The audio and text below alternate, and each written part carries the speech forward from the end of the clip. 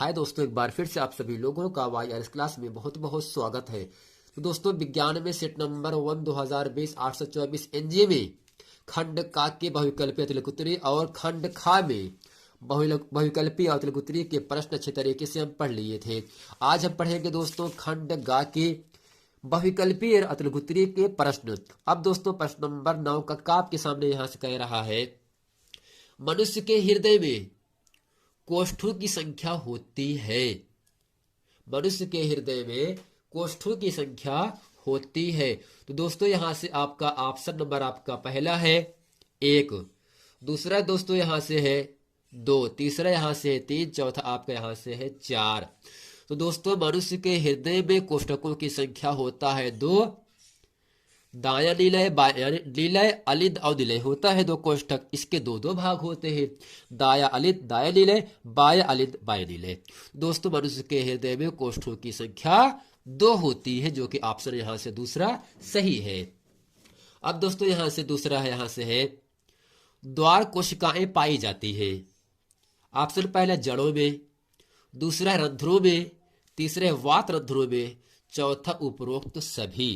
तो फ्रेंड आपको याद रखना है, जो द्वार कोशिकाएं पाई जाती है वो इन चारों ऑप्शन में ऑप्शन नंबर दूसरा अर्थात रंध्रों का मतलब छेदों में पाई जाती है।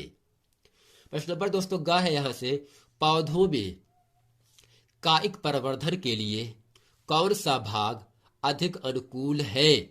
ऑप्शन पहला तना, पत्ती, जड़, परकलिका। दोस्तों इन चारों ऑप्शन में ऑप्शन नंबर आपका तीसरा सही है, जड़। यानी दोस्तों पौधों में कायिक प्रवर्धन के लिए जड़ भाग अधिक अनुकूल है। प्रश्न नंबर दोस्तों घाव के सामने यहां से कह रहा है, जायगोट को गुणसूत्रों की संख्या होती है। जायगोट में गुणसूत्रों की संख्या कितनी होती है? ऑप्शन पहले 4x, 3x, 2x, ax। दोस्तों जायगोट में गुणसूत्रों की संख्या 2x होती है, जो कि ऑप्शन नंबर आपका तीसरा सही है। अब दोस्तों प्रश्न नंबर 10 का 10 का ख और 10 का गा कह रहा है। तो का है आपके सामने, जीवाश्म को परिभाषित कीजिए, एक उदाहरण के साथ उसके महत्व को समझाइए। दूसरा है वायवी एवं अवायवी श्वसन में अंतर लिखिए। तीसरा है यहां से गा, वन्य प्राणियों पर संक्षिप्त टिप्पणी लिखिए। आइए दोस्तों प्रश्न नंबर 10 का खा और गा इस वीडियो में अच्छे तरीके से हम सीखते हैं। दोस्तों प्रश्न नंबर 10 का आपके सामने यहां से है, जीवाश्म को परिभाषित कीजिए, एक उदाहरण के साथ उसके महत्व को समझाइए। अब दोस्तों हम करते क्या है, इसके उत्तर में इसके हल में हेडिंग करते हैं यहां से जीवाश्म। क्या दोस्तों करेंगे? जीवाश्म। इसमें लिखेंगे, पृथ्वी पर किसी समय जीवित रहने वाले अति प्राचीन सजीवों के परिरक्षित अवशेषों या उनके द्वारा चट्टानों में छोड़ी गई छापों को जो पृथ्वी की सतहों पर या चट्टानों की परतों में सुरक्षित पाए जाते हैं उन्हें जीवाश्म कहते हैं। दोस्तों सिंपल आपको समझ लेना है, इस पृथ्वी पर किसी समय यानी बहुत पहले की बात है, किसी समय जिंदा रहने वाले अति प्राचीन यानी बहुत पुरानी सजीवों के परिरक्षित यानी सुरक्षा अवशेष का मतलब हड्डी या उनके द्वारा चट्टानों में छोड़ी गई छापों को जो पृथ्वी की सतहों या चट्टानों की परतों में सुरक्षित पाए जाते हैं उन्हें जीवाश्म कहते हैं। अब दोस्त जैसे यहां समझ लेते हैं, जब किसी मृत जीवधारी का शरीर, यानी दोस्तों जब कोई मरा हुआ कोई जीवधारी है, कोई शरीर उसका शरीर है, तो उसका शरीर मिट्टी में दब जाता है। यानी किसी मृत जीवधारी का शरीर मिट्टी में दब जाता है, तब उसके शरीर के नरम भाग गल जाते हैं और जो कठोर भाग होता है, जो हड्डी होता है, वो धीरे धीरे पत्थर में बदल जाता है। यानी दोस्तों किसी मृत जीवधारी का शरीर जब उसको हम मिट्टी में दफना देते हैं तो वह मिट्टी में दब जाता है, तब उसके शरीर का जो नरम भाग होता है, जो गोश्त होता है, जो मांस होता है, वो गल जाता है और जो कठोर भाग जो हड्डी होती है वह धीरे धीरे पत्थर का रूप ले लेता है।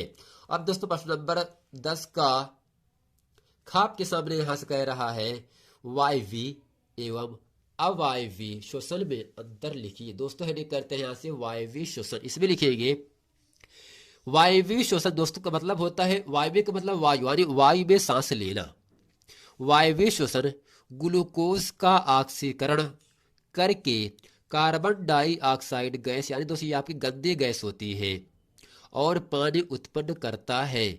जबकि अवायवीय श्वसन में ग्लूकोज का अपूर्ण ऑक्सीकरण होता है और एल्कोहल अर्थात C2H5OH शराब में जो मिलाया जाता है उसे हम एल्कोहल के नाम से जानते हैं, और कार्बन डाइऑक्साइड उत्पन्न होते हैं।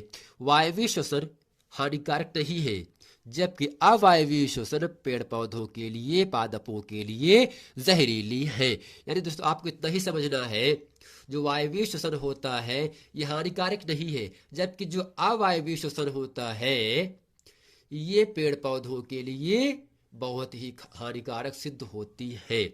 अब दोस्तों यहां से प्रश्न नंबर ग आपके सामने कह रहा है, वन्य प्राणियों पर संक्षिप्त टिप्पणी लिखिए। इसमें लिखेंगे वन्य जीवन प्रकृति का उपहार और इसकी गिरावट से पारिस्थितिकी पर प्रतिकूल प्रभाव पड़ता है। अगर दोस्तों जंगली जानवर नहीं रहेंगे तो उसका हमें बहुत ही बड़ा इफेक्ट पड़ता है, और इसकी गिरावट से, जंगली जानवरों को खत्म करने से पारिस्थितिकी पर यानी हालात पर इसका विपरीत प्रभाव पड़ता है, और इसलिए वन्य जीवों की रक्षा की तत्काल आवश्यकता है। इसलिए विनाश से वन्य जीवों की रक्षा के लिए भारतीय संसद ने वर्ष 1972 ईस्वी में वन्य जीव संरक्षण अधिनियम पारित किया। दोस्तों एक नंबर के लिए आपसे पूछ सकता है वन्य जीव संरक्षण अधिनियम कब पारित हुआ था, तो आपको बता देना है सन 1972 ईस्वी में वन्य जीव संरक्षण की अधिनियम पारित हुआ था। दोस्तों उम्मीद करते हैं इस वीडियो में खंड का 2020 है 824 एनए कोड में जितने भी बहुविकल्पी और अतिलंघुत्तरीय के महत्वपूर्ण प्रश्न थे वो मैंने इस वीडियो में अच्छे तरीके से आप लोगों को पढ़ा दिया। और दोस्तों हम ये उम्मीद करते हैं ये पूरा प्रश्न वीडियो आप लोगों को बहुत अच्छे तरीके से समझ में आ गया होगा। मिलते हैं फ्रेंड नेक्स्ट वीडियो में, तब तक के लिए थैंक यू।